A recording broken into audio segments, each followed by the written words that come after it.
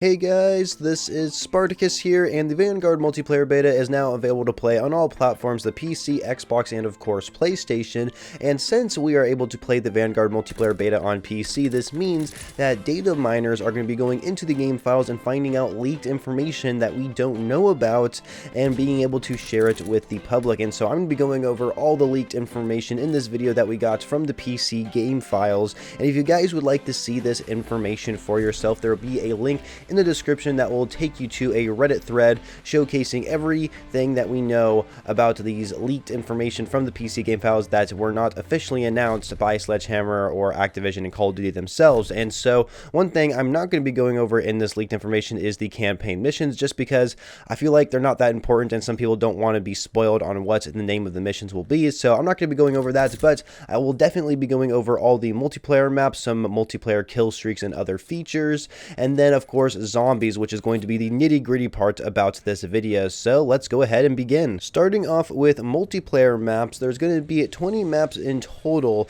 and this is excluding the 4 Champion Hill maps and the Gavutu 2 map, which apparently might just be, I guess, a reskin of Gavutu, but set in a different time of day. That's probably what it's going to be. But anyway, I just want to say before I name off these maps that I might pronounce these wrong, and there's a very good chance I'm going to pronounce them wrong because I'm terrible when it comes to reading, apparently. So just keep that in mind. But I'm going to do my best here. So anyway, we have Berlin, Bastion, Bocage, Casablanca, Castle, which is a World at War remake, Das Haus, Demiansk, Dome, which is a World at War remake, Desert Siege, Factory, Gavutu, Gavutu 2, which, like we said, is probably going to be like a nighttime version or different time of the day type map, Hotel Royale, Numa, and then there's Numa. So that's a little confusing. So there's Numa and then Numa. I guess we'll have to see what those are.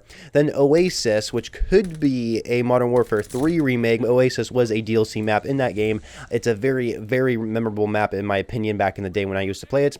Then there's Paradise, Red Star, Shipment, and we believe that this is the shipment we're all thinking of. Shipment from Modern Warfare 2019, Shipment from Call of Duty 4, Shipment from Call of Duty Ghosts, if you want to think of that map, or Shipment from World War II. Let's give some World War II some love, you guys. Come on, no one ever talks about that game.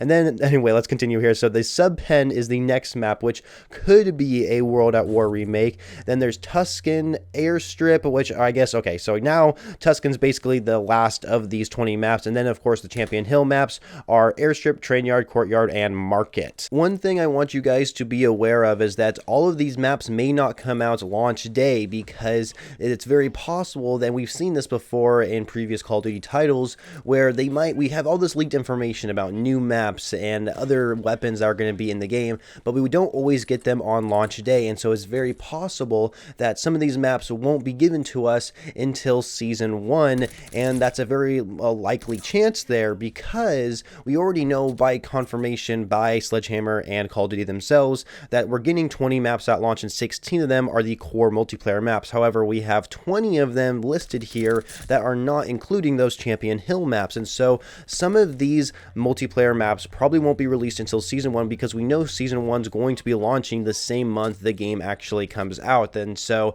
that's just something I want you guys to be aware of, and don't get too overhyped during launch day once the game actually does fully release. But we do have game modes here that I should mention. So we have something called Arms Race. Now this game mode is actually, it might sound a lot familiar to you guys because this is something that we saw originally with Black Ops 2, and what it is, it's like normal team deathmatch essentially, but you get more score per kill. However, I don't really understand how this would work in Vanguard because we don't have score streaks in the game, we have kill streaks. So it's very possible that when you play this game mode that you earn your kill streaks through actual score, and so that would be really interesting that they have a specific game mode catered to actually change your kill streaks to score streaks. And so not entirely sure how that's going to work out. I guess we'll have to wait and see once it does officially come out when the game's already out. But yeah, very interesting to see that in the game files. And then Control, which of course is a returning one for that we've seen originally with Black Ops 4.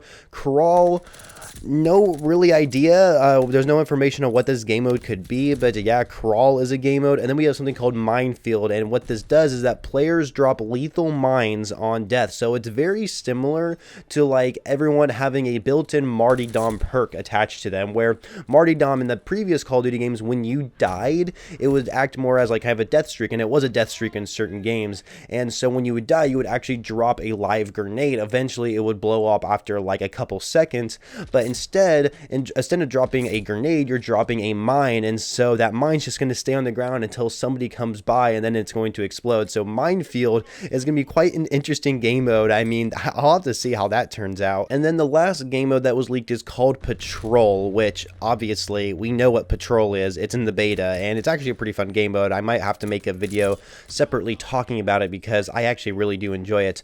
But yeah, moving on here, there's 2 kill streaks that were leaked that we haven't heard about, and one's called Air Superiority, performs 3 strafing runs across automatically targeted areas on the map. All active air streaks are removed and cannot be spawned during the lifetime of this streak. So this sounds more like the strafing run than the air superiority streak that we see with Cold War. So these basically what it is, it sounds like it's a lethal streak where maybe these strafing runs like can actually go across the map and shoot enemies, but at the same time they also shoot down streaks, because it says it does there's 3 strafing runs that go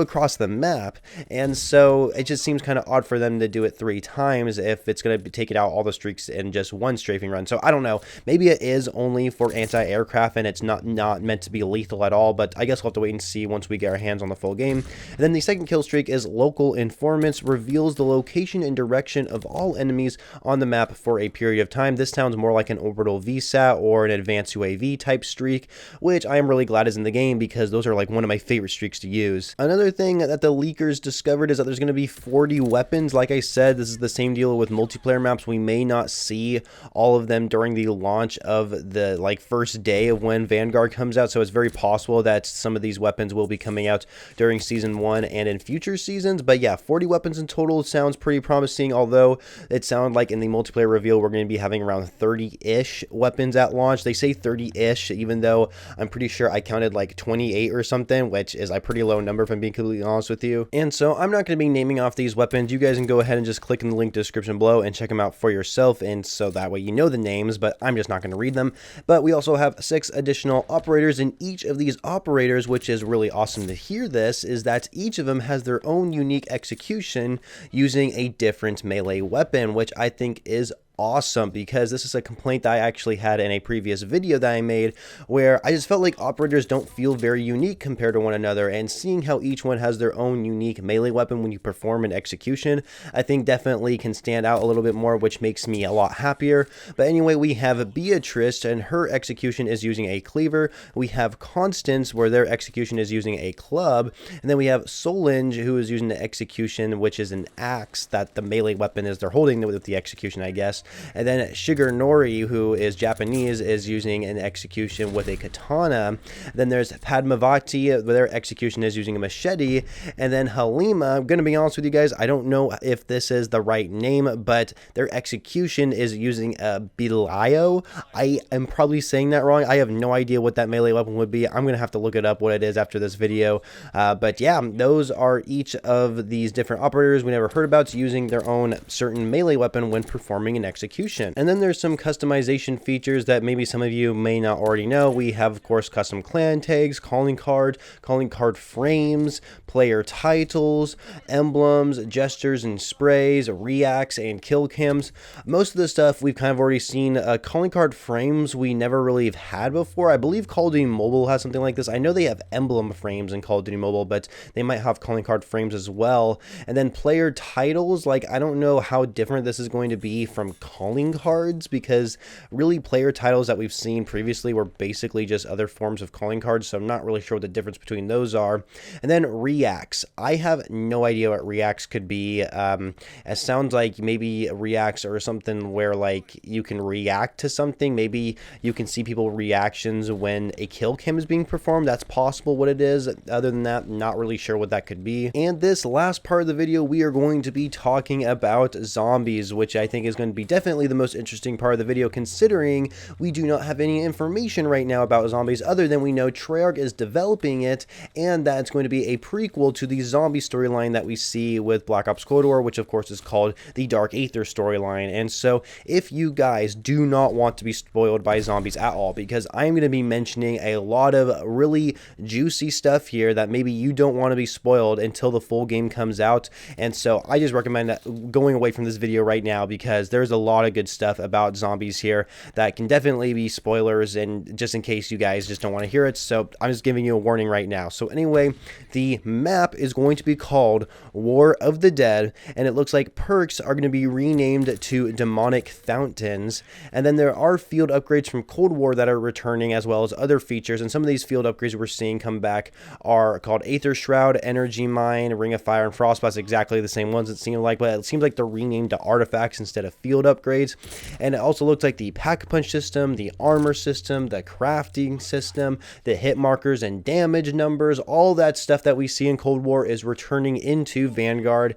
And then there's also a new feature called Sacrificial Hearts. We're not entirely sure what there is, but there are some trophy and achievements tied to what these are. And then there appears to be like some sort of feature that you can select in the menu called Covenants, which they have like different levels ranged from 1 through 3, and you can select up to a minimum of 3 of them. And it seems like there's some sort of mission or challenge system that they've added to the game. Not entirely sure what it could be, but that's just something that we are getting right now based on leaked information from the beta game files.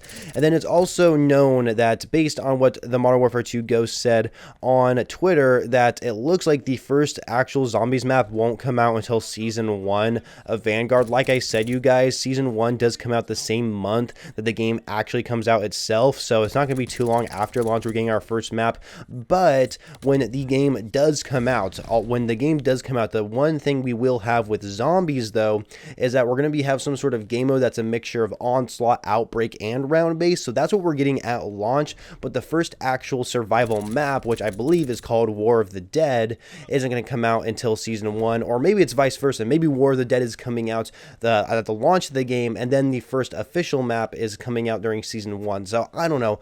Things are kind of up in the air about what the zombie map is going to be, but either way, it does sound like it's going to be very similar to Cold War zombies. I just really hope that the upgrade system, assuming we're getting the same upgrade system from Cold War as well, that we actually have to start from the beginning. The reason why I would rather start from the beginning, because I'm one of those people who actually wants to feel like I'm progressing towards something, and so I really hope that we don't have like this cross progression feature with Cold War zombies and Vanguard zombies where the upgrades are the same. So once I start playing Vanguard zombies, everything is already upgraded. Some people might like that. Personally, I wouldn't like that, just because I would like to actually feel like starting over and actually trying to upgrade things from start again. But anyway, that's just my personal preference. And then we have zombie achievements here. The first one being called Baker's Dozen, and it says, in War of the Dead, sacrifice 13 hearts, and that completely contradicts what I just said earlier, you guys, where we don't know if War of the Dead is actually going to be the map at launch or the start of Season 1, but I think it's pretty clear that War of the Dead is actually going to be the first zombies map that we have when we start playing the game for the first time. So yeah, in War of the Dead, sacrifice 13 hearts, and that is for Baker's Dozen, a zombie achievement. The next one is called As Cold as Ice. In War of the Dead, eliminate 10 zombies via melee that have been slowed by the Frost Blast artifact. Then there's Deal with the Devil. In War of the Dead, equipped 3 Covenants.